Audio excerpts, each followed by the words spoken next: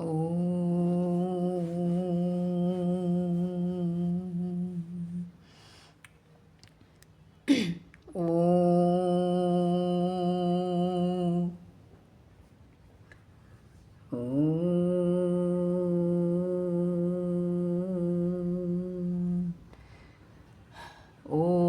सहनाववतु सहनौ भुनक्तु सह वीर्यं करवावहै तेजस्विनावधीतमस्तु मा विद्विषावहै। ॐ शान्ति शान्ति शान्तिः। अखण्डमण्डलाकारं व्याप्तं येन चराचरं तत्पदं दर्शितं येन तस्मै श्रीगुरवे नमः। अज्ञानतिमिरान्धस्य ज्ञानाञ्जनशलाकया चक्षुरुन्मीलितं येन तस्मै श्रीगुरवे नमः।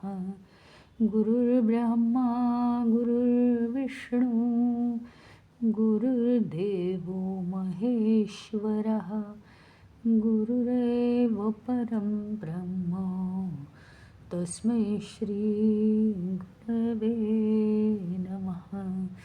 स्थावरं जङ्गमं व्याप्तं यत्किञ्चित् सचराचरं तत्पदं दर्शितं येन तस्मै श्रीगुरवे नमः। चिन्मयं व्यापि यत्सर्वं त्रैलोक्यं सचराचरं तत्पदं दर्शितं येन तस्मै श्रीगुरवे नमः। त्वमेव माता च पिता त्वमेव बन्धुश्च सखा त्वमेव विद्या द्रविणं त्वमेव सर्वं मम देवदेव त्वमेव सर्वं मम देवदेव।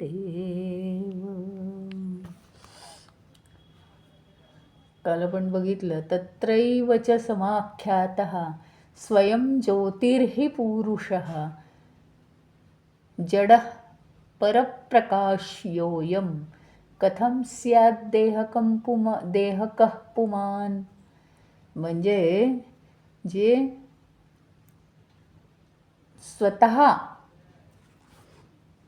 ज्याचं स्वतः स्वयंप्रकाश स्वरूप आहे, स्वतःचाच त्याचा प्रकाश आहे, त्याला कोणी प्रकाशित करावं लागत नाही. उदाहरणार्थ सूर्य हा स्वयंप्रकाशित आहे, त्याला स्वतःचा प्रकाश आहे. पण चंद्र मात्र सूर्याच्या प्रकाशामुळे चंद्र चालतो. त्याप्रमाणे चंद्राला सूर्याने प्रकाशित करावं लागतं. तसं आत्मतत्व हे स्वयंप्रकाशी आहे आणि बाकी जे काही आपल्याला हे विश्व दिसतं त्यात भलेही तुम्हाला सजीव लोक दिसत असतील, सजीव म्हणजे सजीव प्राणी वनस्पती जे काय आहे, आणि निर्जीव म्हणजे चराचर चर आणि आचर सृष्टी, सगळं जरी दिसत असेल त्या सगळ्याला प्रकाशित करावं लागतं. आणि ते प्रकाशित सगळं होतं ते केवळ आत्मतत्वाच्या साह्याने. मग आत्मतत्व आता ह्यामध्ये शरीर हे सुद्धा जडच आहे, मन हे सुद्धा त्या मानाने पंचमहाभूतात्मक आहे, बुद्धीसुद्धा पंचमहाभूतात्मक आहे. जे जे पंचमहाभूतात्मक आहे ते प्रकाशित करावं लागतं. ते प्रकाशित दुसऱ्याच्या साह्याने होतं. आणि म्हणून मग जर शरीर, देह आणि देहामध्ये असलेले सगळे जे अवयव म्हणजे इंद्रिय, मन, बुद्धी, चित्त, अहंकार, हे सगळे जे अवयव आहेत देहाचे, हे सगळे प्रकाशित व्हावे लागतात दुसऱ्याकडून. आत्मतत्वाकडून ते प्रकाशित व्हावे लागतात. आणि आत्मतत्व काय? स्वयंप्रकाशी आहे. आणि हे सगळे दुसऱ्याकडून प्रकाशित होतात. मग आत्मतत्व आणि देह याच्यात फरक नाही आहे का? मग या देहाला तुम्ही आत्मतत्व कसं म्हणता? असं आचार्य म्हणतायत. आता हा झाला कालचा भाग. आज आहे प्रोक्तोपि कर्मकांडेन ह्यात्मा देहद्विलक्षणः नित्यश्च तत्फलं भुङ्क्ते देहपातादनन्तरम्. कर्मकांड हे आता काय आलं? वेदातला भाग आला कर्मकांड.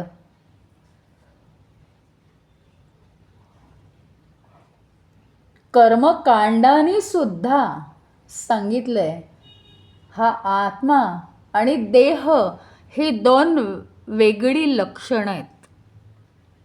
आत्मा आणि देह हे एक नाही.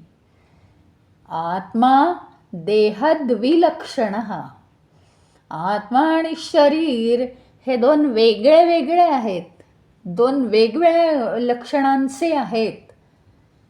नित्यश्च तत्फलं भुङ्क्ते.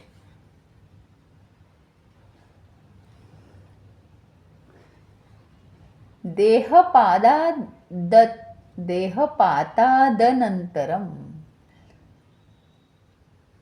आत्मा हा नित्य आहे. देहपातानंतर फळं भोगली जातात बरं का. आता आपण किती हवेत विचार करतो याचं इथे प्रत्यंतर येते. सगळे विचार आपले हवेत आहेत. कारण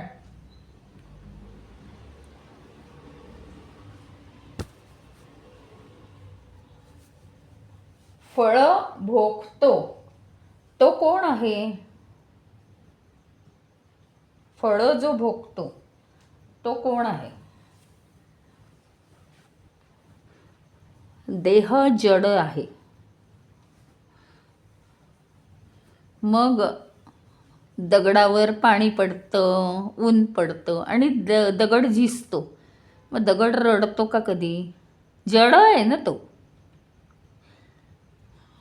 पर्वतावरून मोठमोठ्या शिळा पडतात खाली. हे जे आहे तर त्याच्यामुळे काय होतं? जड वस्तूंमध्ये तर काही फरक नाही पडत. मग त्यात फलम, फळं, कर्म करून त्याची फळं भोगणारा हा कोण आहे? आत्मा आहे का? तो तर निर्लिप्त आहे ना. तो सगळ्यामध्ये भाग घेतो, घेतल्यासारखा दाखवतो आणि तो तर निर्लिप्त आहे. फळं भोगतो कोण? ॲक्च्युअल फळं कोणीच भोगत नाही. ते फक्त एक चालू आहे. आता काय होतं? एक फॅक्टरी आहे तर दिवसभर तिथे खडखड खडखड चालू असते. मशीनची प्रोसेस आहे त्याच्यामध्ये. एक मशीन झालं की दुसरं मशीन, दुसरं झालं की तिसरी प्रोसेस तिसऱ्या मशीनमध्ये. ही जी मशीन आहेत ही थकतात का मग? की काल खूप काम झालं फॅक्टरीत, आता आज ती मशीन चालतच नाही आहेत, असं झालं का? तर नाही. खरं सांगायचं तर तसा अगदी तसा देह नाही आहे. म्हणजे त्याला अन्न पाणी वगैरे ह्याचं द्यावं लागतं. त्याचं कारण देह आणि इतर जडवस्तू यांचा काय आहे संबंध माहिती का? की हा जो जीव म्हणून एक कन्सेप्ट निर्माण झालेला आहे, जीव हा चेतन प्लस जड यांनी तयार झालेला आहे. आणि नुसत्या ज्या जड वस्तू आहेत त्यांना फक्त हा आत्मा फक्त प्रकाशित करतो. इथं गंमत काय होते माहिती का? हा आत्मा या देहाशी एकरूप होऊन मग प्रकाशित करतो. म्हणजे काय ते बघा. उदाहरणार्थ एखादा मनुष्य, त्याचा बिझनेस आहे प्रोप्रायटरशिप, म्हणजे एकट्याचा बिझनेस येतो, स्वतंत्र.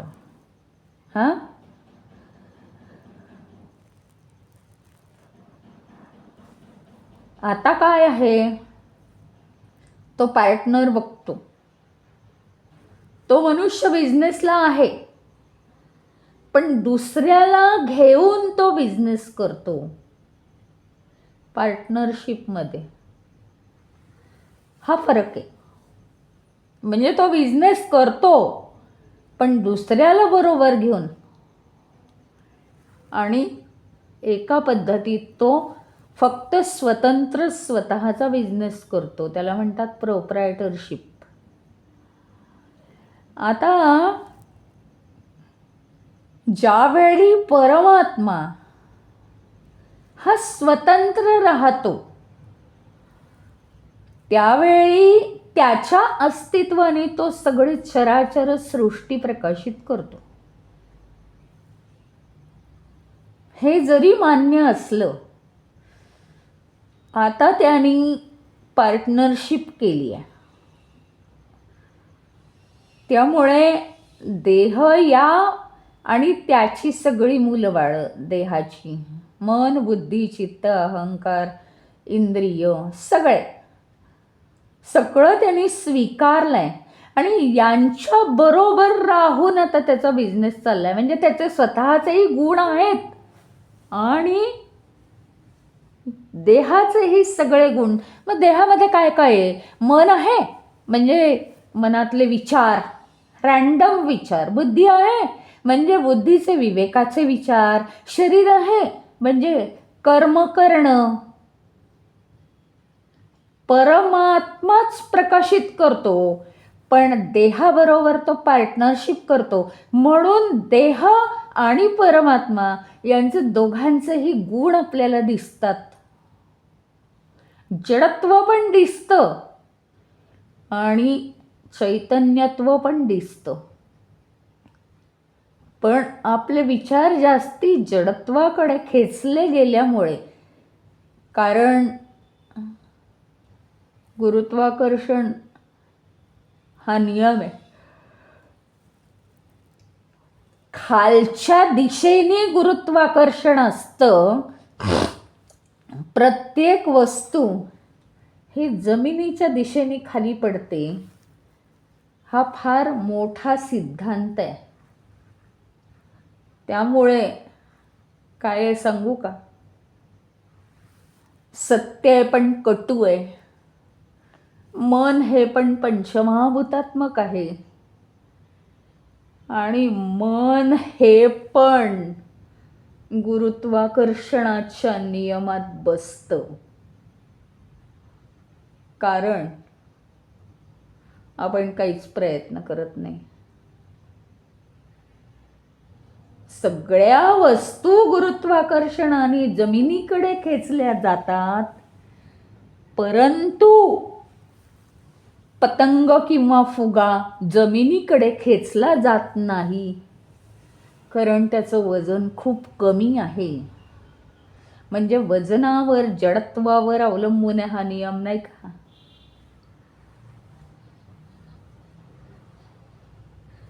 मनाचे विचार, ज्याप्रमाणे पाणी हे उताराकडे वाहतं, त्याप्रमाणे मनाचे विचार हे नेहमी खालच्या दिशेने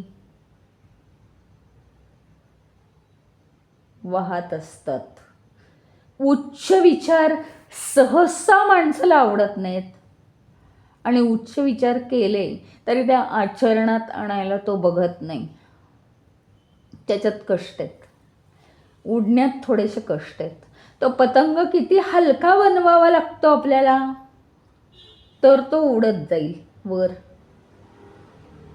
असं दिवसानुदिवस आपलं मन हे मायेचे सगळे विचार सतत झटकून टाकून, विचार म्हणजे काय, कर्मापुरते विचार, खूप वेळा याच्यावर विचार केला आपण. दुःख वगैरे आहे ना, दुःख आहे, दुःखाचे परिणाम होतात, पण त्याची जी फ्रिक्वेन्सी मनात राहण्याची, ते कमी झालं पाहिजे दिवसानुदिवस. आणि म्हणून मन हे हलकं फुलकं केलं पाहिजे. आता मन हे हलकं फुलकं, ते काय फुगा नाही आहे, ते काय पतंग नाही आहे ना, वस्तू नाही आहे मन, ते होणार नाही आहे ॲटोमॅटिक. खालच्या दिशेने वाहणं, वाईट विचारांनी वाहणं हा मनाचा स्वभाव आहे. ज्याच्यात कष्ट नाहीत त्या दिशेने वाहणं हा मनाचा स्वभाव आहे. त्याच्यामुळे ते सहजासहजी होणं शक्य नाही आता. परंतु त्याच्यासाठी आपल्याला मन हलकं केलं पाहिजे, असं मी म्हटलं. तर मन हलकं केलं पाहिजे, त्याच्यात दोन भाग आहेत. एक तर मायेचे विचार, म्हणजे काय, वैराग्य आणा असं नाही म्हणते मी, संसार सोडून. पण ज्या विचारांनी मन जड होतं, षड विकार कोणतेही असले तर त्या विचारांनी मन जड होतं. काम, क्रोध, लोभ, मद, मोह, मत्सर. दुसऱ्याचा मत्सर केला तरी विचारांनी, आपल्याला कळत नाही हो, 4 ग्रॅम वजन वाढलेलंच असतं मनाचं, आपल्याला कळत नाही, जडत्व येतं मनाला. आणि मग आपण म्हणतो की माझा गोंधळ झाला आहे, मला संभ्रम झाला आहे, मला कळत नाही आहे काय करायचं, प्रॉब्लेम सुटत नाही आहे, मला सोल्युशन सापडत नाही वगैरे आपण म्हणतो. पण ते आपलेच गोंधळ असतात सगळे. आणि दुसरा, 2 मार्ग आहेत ना, षडविकार युक्त विचार कमी करायचे, फॉरगेट द पास्ट हे इम्प्लिमेंट करायचं. आता तिसरी एक महत्त्वाची गोष्ट, भगवंताला शरण जायचं, समर्पित भाव ठेवायचा. ही एक अत्यंत महत्त्वाची गोष्ट. त्याच्यामुळे मनावर असलेलं गुरुत्वाकर्षण शक्ती कमी होईल. ते जर हलकं झालं तर त्याहून बुद्धी सूक्ष्म असल्यामुळे थोडी हलकीच आहे, तिला थोडंसं टॅप केलं तर ती अजून हलकी होईल. मनावरच बुद्धीचा बराचसा भार अवलंबून आहे. आणि मग मनाप्रमाणे शरीर चालतं, त्याच्यामुळे मग देहही हळूहळू हलका होतो. जर आकाशात उडायचं असेल, गुरुत्वाकर्षण शक्तीच्या विरुद्ध जायचं असेल, तर आपल्याला हळूहळू अतिसूक्ष्मत्वाकडे गेलं पाहिजे, अतिसूक्ष्म विचार करायला पाहिजे. नुसते मनामध्ये हजारो विचार निर्माण होऊन चालणार नाही, किंवा आत्मतत्वाबद्दल किंवा जीवनाबद्दल सुद्धा अनेक विचार, अनेक प्रश्न निर्माण होऊन चालणार नाही. त्याची उत्तरं शोधत बसलात तर आयुष्य पुरणार नाही. हे एक सगळ्यात महत्त्वाचं आहे.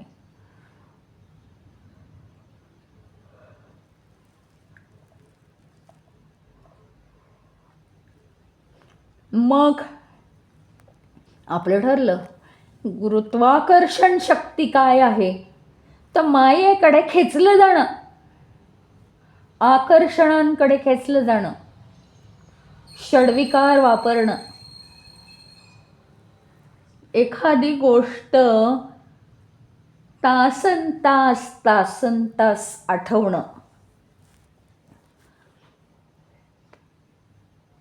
विवेक न वापरणं, हे सगळे जडत्वाचे गुणधर्म आहेत. जडत्व ह्याचा अर्थ पृथ्वी तत्व. पृथ्वी, आप, तेज, वायू, आकाश हा क्रम एवढ्याचसाठी दिलेला आहे की पृथ्वी हे जडतत्व आहे, तो देह आहे. आप पाणी, जसा भांड तसा आकार पाण्याला येतो, जसं भांड तसा आकार पाण्याला येतो. म्हणून काय केलं पाहिजे,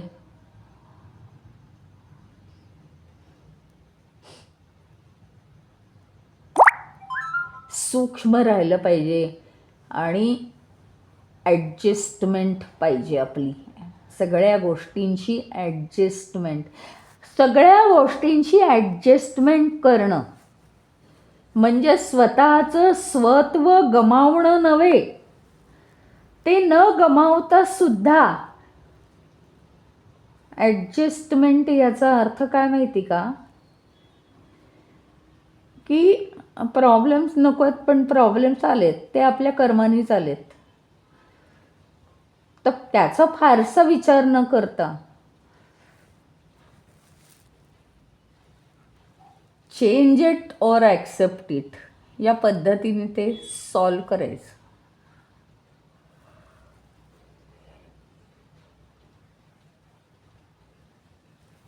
याला जीवनात म्हणतात ॲडजस्टमेंट. मलाच असं का झालं, मलाच तसं का झालं, असं नाही. मग तिथं पुन्हा जडत्व येतं. तेज, अग्नीचं तेज ते बुद्धीमध्ये असतं, प्रखरता. हा विवेक काय सांगतो माहिती आहे, आत्ता परीक्षा आहे, अजिबात उद्या पेपर लिहायचा आहे ना, आज सिनेमाला जाऊ नको. मुलांच्या दृष्टीने हे खूप कठीण असतं.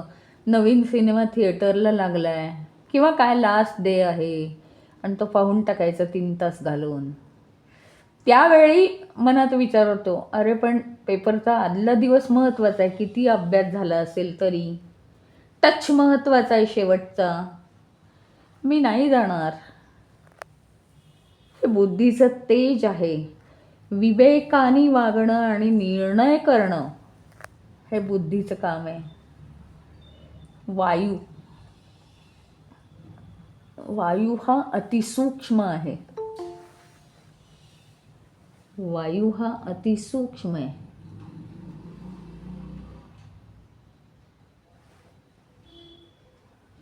तर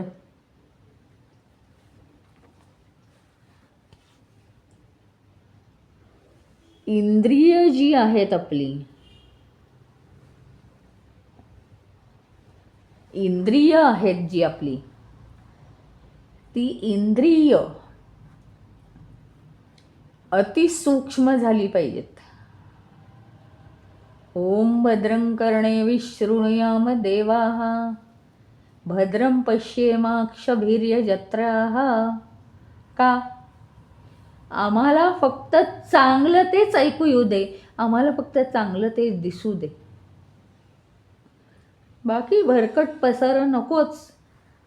हे दिसतंय, ते दिसतंय, अमक्याचं काहीतरी वाईट दिसतंय, तमक्याच्या काहीतरी कागाळ्या काढता येत आहेत, याचं हे ऐकू येतंय, त्याचं ते ऐकू येतंय. याच्यात खूप वेळ चालला आहे आणि त्याच्यामुळे ही इंद्रिय आपण हळूहळू सूक्ष्म करायला शिकलं पाहिजे. योग्य तेवढ्याच गोष्टी ऐकायच्या, योग्य तेवढ्याच गोष्टी पाहायच्या, चांगलं तेच पाहायचं, चांगलं तेच ऐकायचं, बाकीचं ऐकायचंच नाही आपण. आणि आकाश,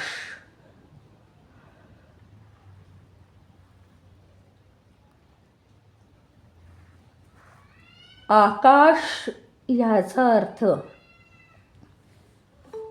हृदयस्थ परमेश्वराला आपण काय करायचं? हृदयस्थ परमेश्वराला स्मरण करून आपल्या हृदयात ठेवायचं. ती जी स्पेस आपल्या हृदयातली ती ईश्वरी विचारांमुळे जर भरली गेली, त्याच्यासारखं दुसरं आयुष्य नाही. सतत जप करत असताना राम राम राम इतका अगदी हळूवार त्या ईश्वराला आठवत आठवत आठवत जप करायचा. हृदयातली जागा जर ईश्वरी विचारांनी भरली तर ते आहे आकाश. आणि तिथूनच सुरुवात होते आपली आत्मतत्वाचा प्रवास सुरू होतो. तिथूनच अशी ही पंचमहाभूत आत्मतत्वाच्या प्रवासासाठी उपकारक आहेत. ते आपल्या जवळच आहेत. देहाला चांगलं म्हणा, देहाला वाईट म्हणा, देहाचा काही उपयोग नाही कारण तो आत्मतत्व नाही आहे. मग देहाचा फारच उपयोग आहे कारण देहाशिवाय आम्हाला काय आत्मतत्व मिळणारच नाही. काहीही म्हणा, पण देह हा जो पंचमहाभूतांचा बनलेला आहे तो आत्मतत्व मिळवायला नक्कीच निमित्त व्हायला पाहिजे. रोज ही डेव्हलपमेंट आपल्यामध्ये झाली पाहिजे.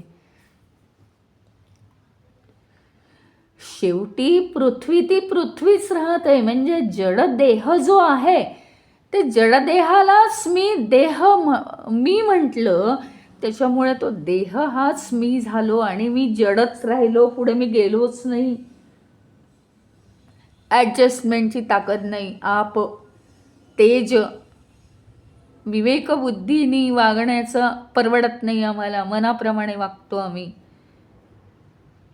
वायू सगळं ढोबळ हवं असतं. सगळे जे करतील ते हवं असतं आम्हाला. आकाश, या 5 स्टेप्सचा फायदा करून आपण जर आत्मतत्वाकडे पोहोचलो तर या जीवनाचं सार्थक झालं. तर या जीवनाचं सार्थक झालं.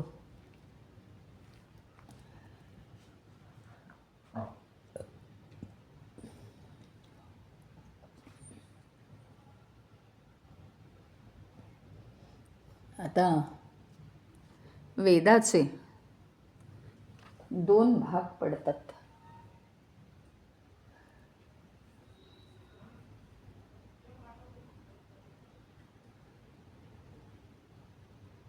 पहिला भाग आहे कर्मकांड आणि दुसरा भाग आहे ज्ञानकांड.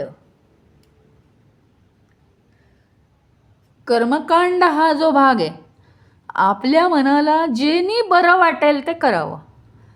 पोथीचं पारायण करावं आणि म्हणू नये कोण काय करताय ना ते मला अजिबात पटत नाही वगैरे असं म्हणू नये. प्रत्येकासाठी वेगवेगळं काहीतरी परमेश्वर निर्माण करतो.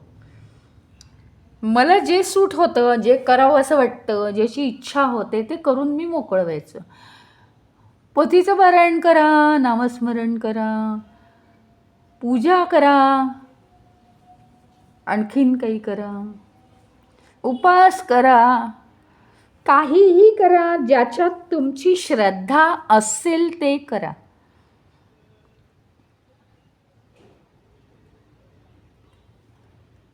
कर्मकांड हा शब्द अतिशय वाईट अर्थाने वापरला जातो.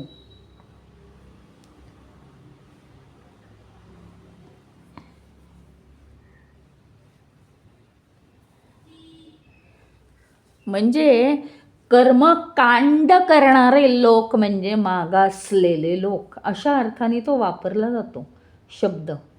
तसा तो नाही आहे. परत एकदा सांगते, मागे सांगितलं होतं. कांड याचा अर्थ चॅप्टर, अध्याय, कर्माचा अध्याय, कर्माचं प्रकरण. आणि ज्ञानकांड म्हणजे ज्ञानाचं प्रकरण. ऑर्थोडॉक्स लोकांसाठी कर्मकांड असा शब्द वापरतात, तसं नाही आहे ते. कर्मकांडांमध्ये वेदांनी यज्ञ सांगितले आहेत. सामान्य माणूस यज्ञ करणार नाही. परमेश्वराची स्तुती, प्रार्थना, जप, तप, ध्यान, धारण सगळं करायला तुम्ही मोकळे आहात. ज्याच्यात मन रमतं ते करा. पारायण, मंत्र म्हणा, पारायण करा.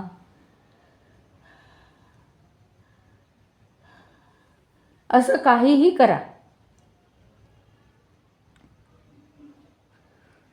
त्याला म्हटले काय? कर्मकांड. आणि अजून काय? तर आपली कर्तव्याची पण कर्म करा. आणि ज्ञानकांड म्हणजे काय? तर उपनिषदाचा भाग.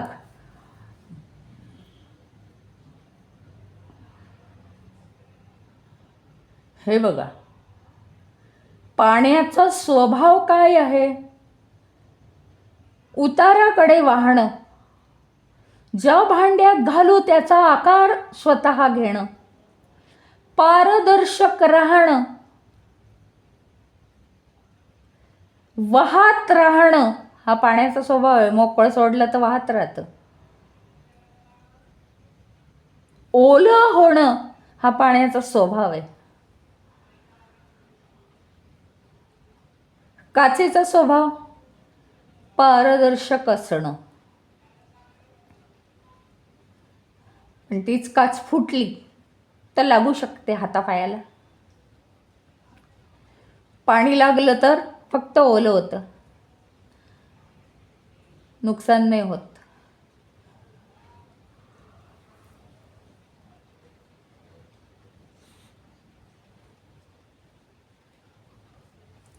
धातूचा स्वभाव काय? पटकन तापणं स्वतः. उष्णता आणि वीज वाहून नेणं. त्यामुळे धातूच्या भांड्यांना इलेक्ट्रिक करंट जोडला की आपल्या शरीरात हात लावला तर घुसू शकते इलेक्ट्रिक. ते वीज वाहून नेतात, उष्णता वाहून नेतात.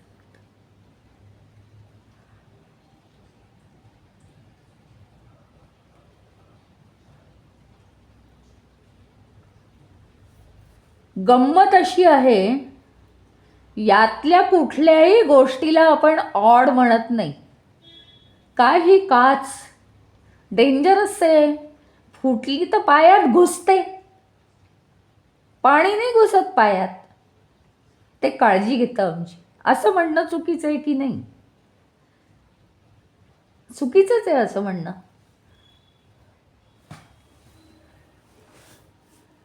जन्मजात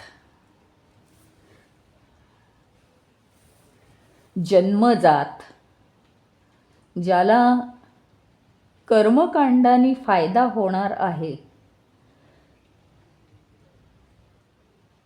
त्याला कोणी शिकवायला जाऊ नये. कर्मकांड हे चांगलं नाही, ज्ञान मिळव. ॲटोमॅटिकली ते कर्माकडेच वळतात. आणि म्हणून लोक सांगतात की आम्हाला हा क्लास अटेंड करायला जमत नाही. त्याचं कारण कर्म जी आवश्यक आहेत ती त्यांना खेचतात. स्वभावतः ते कर्मकांडात रमतात. चूक काहीच नाही त्याच्यात. पुढे ज्ञानकांड. ज्ञानकांड हा भाग सरळ सरळ आहे. कर्मकांडात आपण काय करतो?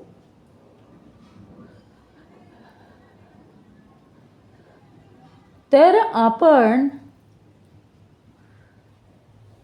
कर्म करणारा हा जो देह आहे त्याच्याशी एकरूप होतो की चल देहा तुला हे करायचंय.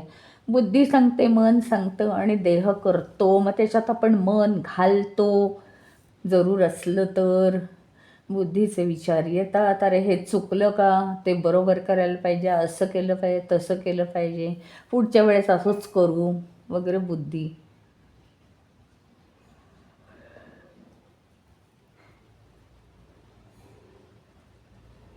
कर्मकांडामध्ये देहाशी एकरूप होऊन आपल्याला कर्मकांड कर्तव्य कर्म करावी लागतात.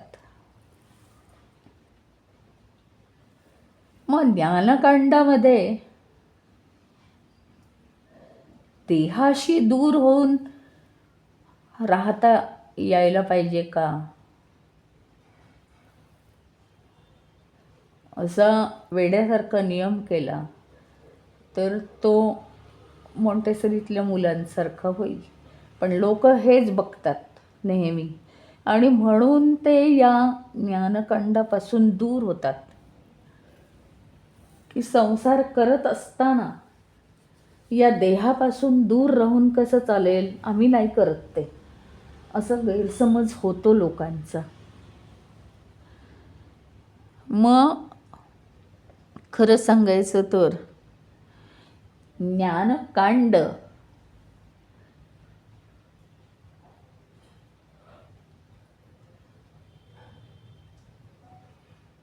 ज्ञानकांडामध्ये प्रवेश करण्यासाठी, ज्ञान प्राप्त करण्यासाठी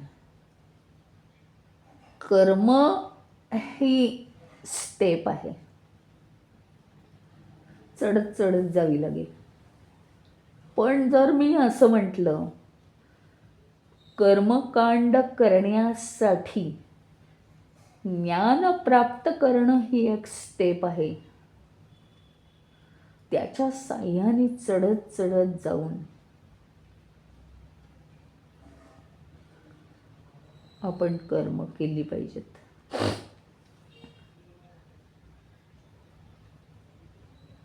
म्हणजे काय?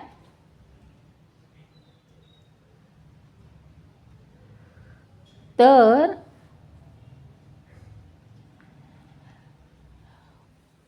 कर्म आपण करतो. मी जे सांगितलं की देहाशी एकरूप होऊन जातो आपण आणि आपण कर्म करतो आणि मग म्हणतो मी कर्म केलं, मी असं केलं, मी तसं केलं.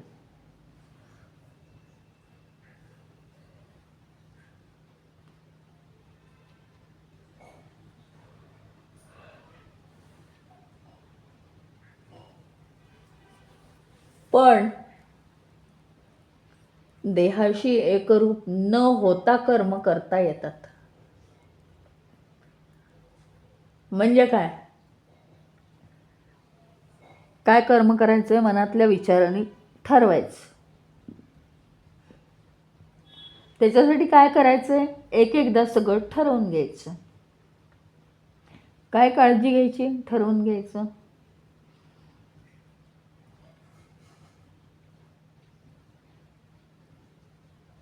त्याचं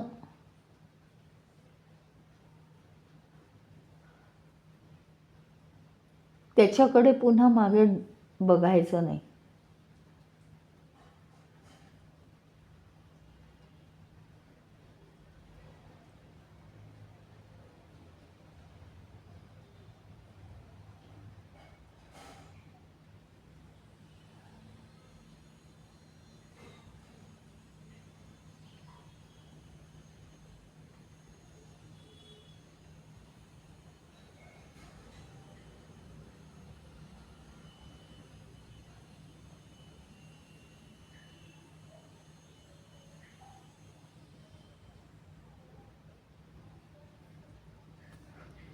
देहाची जी कर्म आहेत ती करत राहायची आणि अलिप्त राहून ती कर्म करायची, म्हणजे आपण ज्ञानाच्या मार्गाकडे जातो. ज्ञान जेव्हा प्राप्त होतं उलटं, त्यावेळी आपण अलिप्त राहून कर्म करायला शिकतो. म्हणजे आज ज्या मार्गावर कोणी पण आहे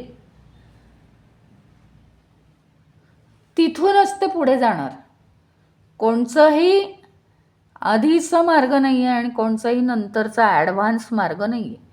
म्हणजे ज्ञानमार्ग ॲडव्हान्स आहे आणि हा कॉमन मार्ग आहे कर्मकांड, असं नाही आहे.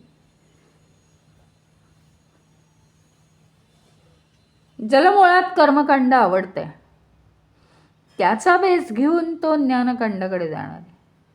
आणि ज्याला मुळात ज्ञानकांड आवडतंय त्याचा बेस घेऊन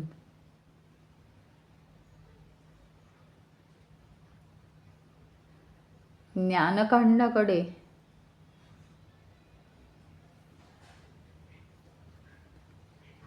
ज्ञानकांडाच्या साह्याने ज्ञान घेऊन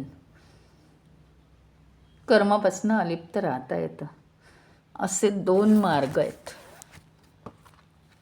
काहीही कमी नाही, काहीही जास्त नाही. असं जर म्हटलं की कर्माची फळं कोण भोगतं, म्हणजे हा प्रश्न प्रत्येकाला पडतो की तसं हे शास्त्र सगळं अगाध आहे.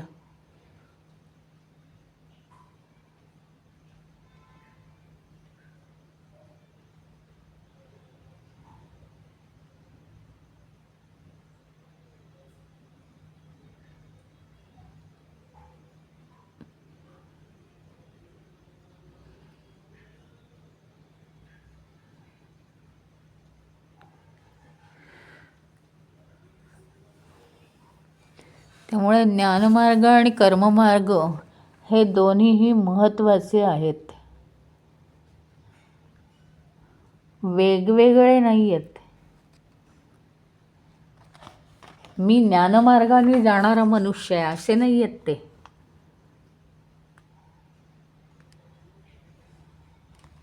महत्त्वाचं एक सांगायचं म्हणजे की हे कर्माची फळं भोगतो कोण, हे महत्त्वाचं आहे सगळ्यात. देह भोगतो का? देह तर काय आहे, जड आहे. मग देह होऊ नका ना.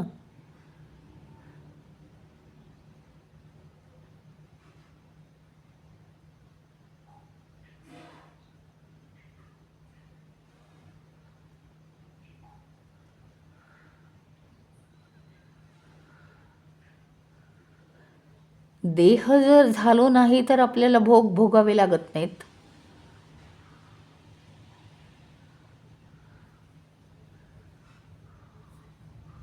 मग आत्मा भोगतो का? आत्मा तर काहीच भोगत नाही.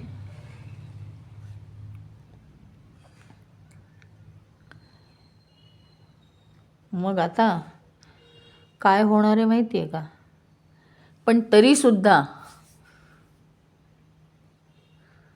आपल्या ज्या हे आहेत कल्पना, त्या हळूहळू पुढच्या उपनिषदांना तुटत जाणार आहेत मनाच्या कल्पना. आणि तरीसुद्धा घाबरायचं नाही. आपल्याला जर जरूर असेल तर त्या कल्पना पुन्हा आपण ठाण मांडून आपल्या मनात घ्यायच्या, आपण सोडायचं नाही.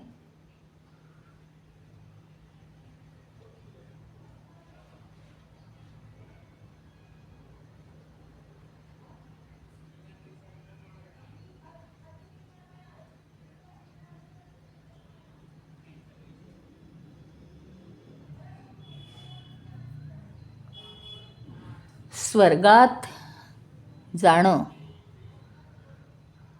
आणि पुण्य उपभोगणं हे कोण करतं?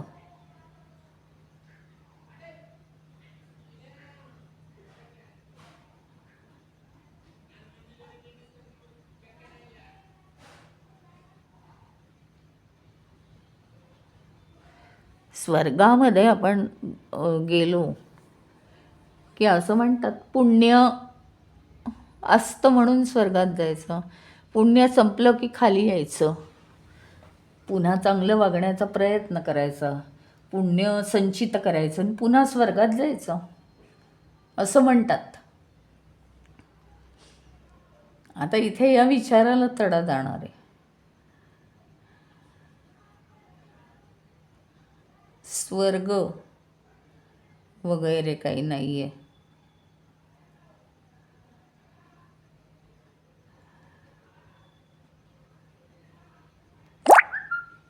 स्वर्ग वगैरे काही नाही आहे, नरक वगैरे काही नाही आहे. पण स्वर्ग वगैरे नाही म्हणालात, मग हे असं कसं? हे नाही, त्याला जोडलेले जे दुसरे प्रश्न मनात आहेत ते काढून टाकायचे. त्याचं कारण हे उपनिषद आहे, न्यूटनचा सिद्धांत, त्याला उत्तरं नाहीत.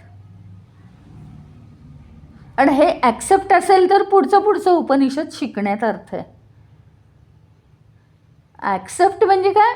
समजत असेल, मान्य असेल, झेपत असेल स्वतःला, तर पुढची उपनिषद शिकण्यात अर्थ आहे, नाही तर नाही.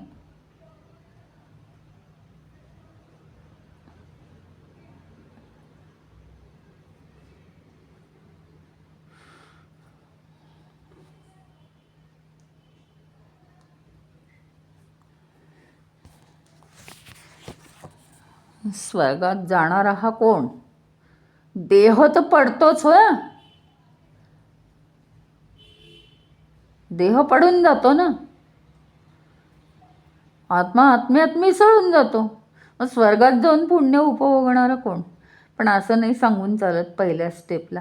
पण पहिली स्टेप जाऊ दे, परत आत्ता पुराणं शिकवायला लागल्यावर मी हेच म्हणेन की आमच्यासाठी स्वर्ग ठेवला आहे, भरपूर पुण्य करावं, स्वर्गात जावं. स्वर्गात मात्र देह नसतो, तिथे पुण्य उपभोगावं, पुन्हा खाली यावं, म्हणावंच लागेल असं मला. त्याचा नीट विचार करायचा.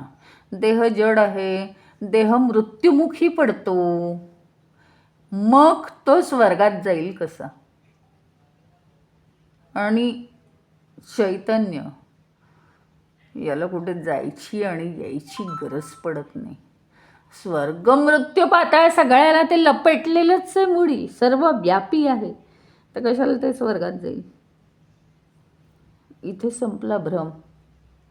आयुष्यात परत म्हणायचं नाही स्वर्ग आहे नरक आहे, आणि त्याच्यावर चर्चा करायची नाही, कारण ज्यांची ती समज आहे ती समज दुखावली जाते. म्हणून